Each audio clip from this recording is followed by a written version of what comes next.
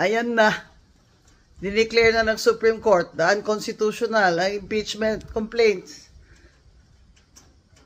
kay Vice President Sara Duterte.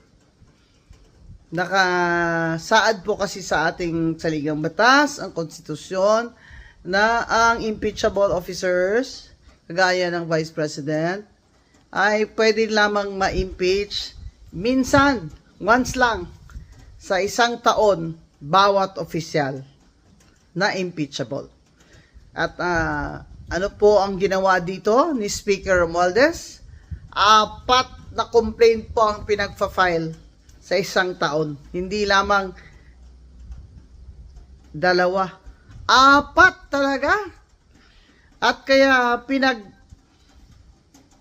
sagot ang House of Representatives at ang Speaker ng Supreme Court. Sagutin ito mga katanungan ito.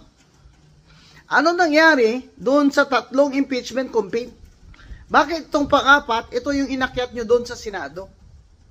Bilang itong complaint na siyang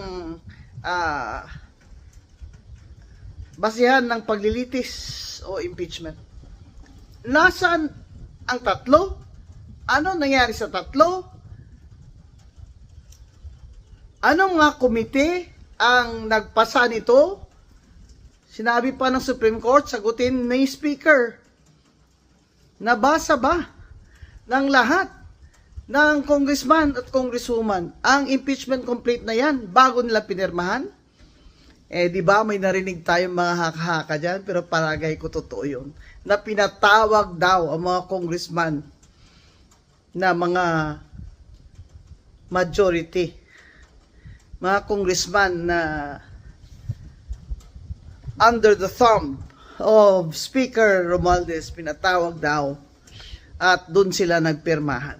Yung mga hindi pumirma, yun yung hindi pumunta o hindi pinatawag. Kaya, ang tanong ng Supreme Court, nabasa ba ng lahat yung impeachment complaint na yon?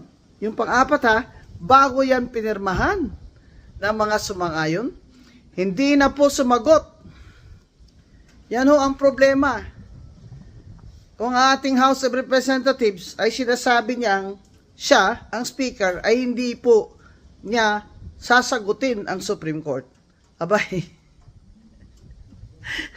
ngayon ka lang makakita ng sabi democratic na bansa.